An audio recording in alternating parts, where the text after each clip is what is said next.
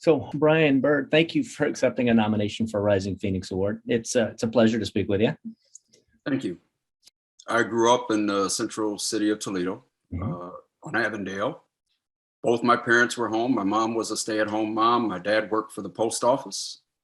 And I have an older brother and sister. And, we weren't poor, but we weren't rich either. And we had our struggles. And I was blessed in that my parents did everything they could for their kids to try to give us the best hand up that they could. And for me, an interesting story with my father is he grew up in Pine Bluff, Arkansas. Okay. And he was in the military during the 50s. And I would hear him tell all these stories about what he as a Black man had to go through in those areas and so forth. And then once I hit 7th grade, they sent me out to Trinity Lutheran School, because the school that I went to, before that only went up to 6th grade. It was a Black Lutheran school in the central city in downtown Toledo. And they sent me out to Trinity, which was a predominantly white school. Okay. And that confused me after hearing all of my father's stories.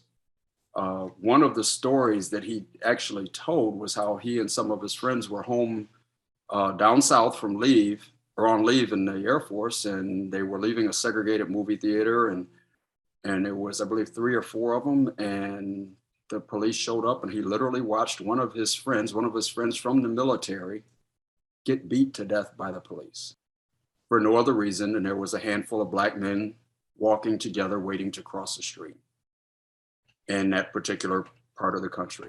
So these are the stories that I had in the back of my head. So then when I go out to Trinity, I go out there with a chip on my shoulder and met some of the nicest people I'd ever met in my life. And it sounds cliche, but 2 of the young men that I met who happened to be white are 2 of my best friends to this day, because my father sent me out there. To shorten the story, when I got to be about 18, 19 years old, I asked my father, I told him, I said, why did you send me out there? That it scared me. I felt like you threw me to the wolves. And I kind of had a chip on my shoulder with him about that. He never looked up from his newspaper. He sat in a chair looking at the newspaper, and he never looked up, and he just said, I wanted you to learn how to play the game. And I still had no idea what he meant when he said that until I got to be about 21 years old or so, not too long before I got on the fire department. And it clicked. And what he wanted me to do was to be able to navigate more than just the world of inner city Toledo. And now when I look back on it, that was the biggest influence in my life that I didn't even realize it at the time. Because my father worked at the post office, but he would paint on weekends. He would do all these things that he could to make sure that we had a hand up. And I was blessed in that. But the environment around me, there were a handful of us from our neighborhood that did it okay. And then there were those that didn't. Yeah. And I never lost that when I was blessed to have the career that I have and so forth. I never lost that, because to me, that's where my connections always were. On break from Penn State, I believe it was a Thanksgiving break, I was home and my grandmother's house caught fire. So we get a telephone call, and she only lived a few blocks from where we were all having dinner. We get a telephone call, we go down there, and now here I am watching this. And that was life-changing for me. And so I go back to school. I'm in Pennsylvania, and I'm like, yeah, I like this, but my heart's not in it. I transfer back to UT, or at the time TU as it was called. Because my father was having some health issues, was ready to retire, so I transferred back here to UT. Working and going to school, working 3 part-time jobs. I was working at a video store on the east side. It was called Video News. A couple of gentlemen from the fire station that worked right down the street from Video News, which one of them happened to be a Black firefighter. They would come in and rent movies after dinner.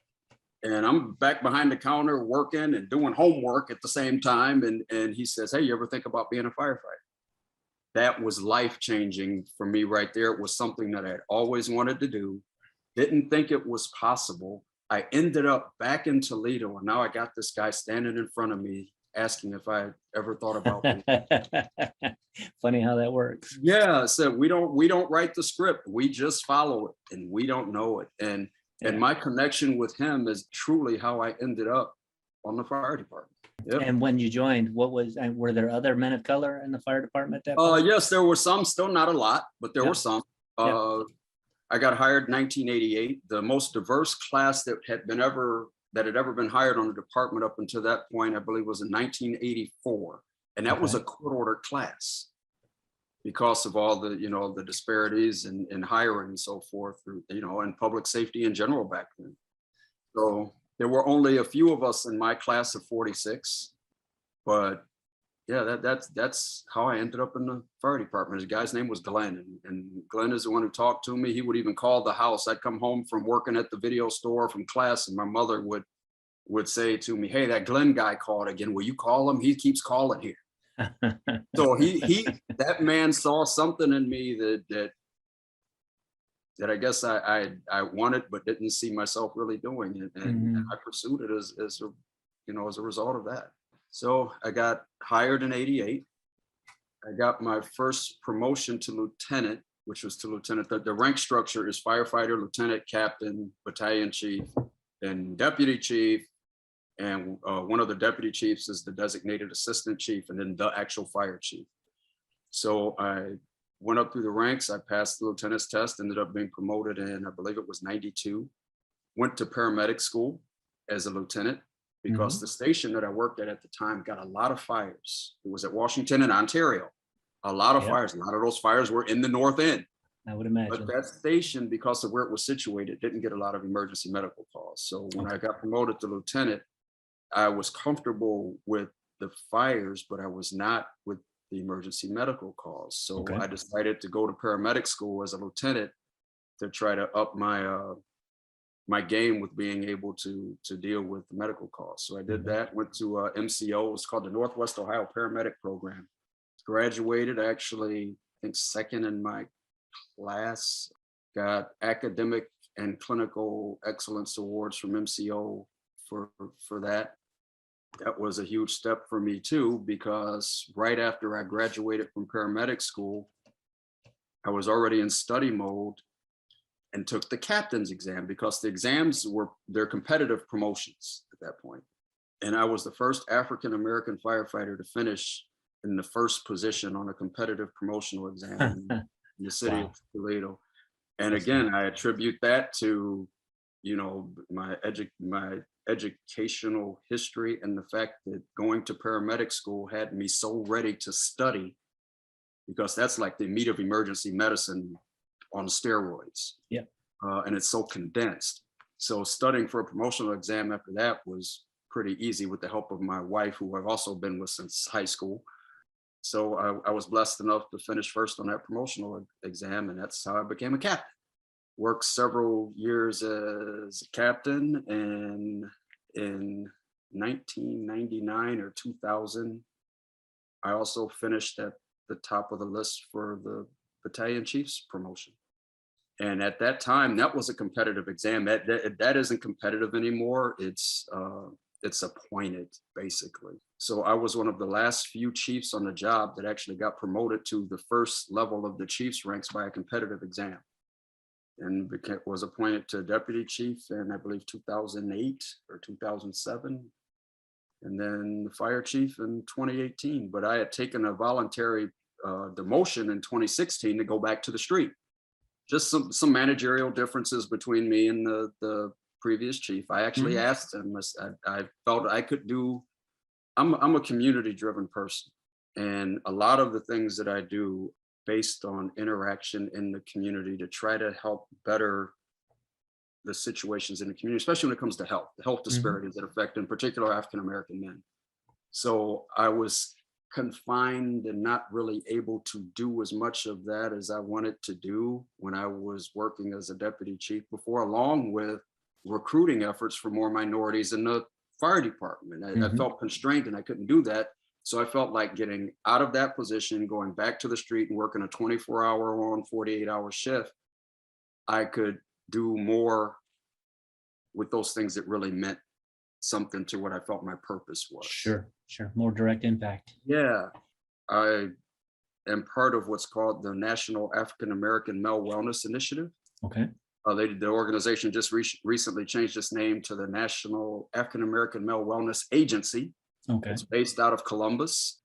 I got involved in that because another firefighter and myself from Toledo went to Columbus because his sister invited him there, and we saw this thing. It was just massive in Columbus, where it's not just a 5K. There are like thousands of people who get health screenings or all these things that will go on. And it's now a national effort. It's the largest health initiative targeted at Black men's health in the country. And it started in Columbus by the National Center of Urban Solutions. And myself and another firefighter from here went to that. And we were there 10 minutes and we're like, we got to figure out how to do this in Toledo. So we did. And now we had our first one in 2013.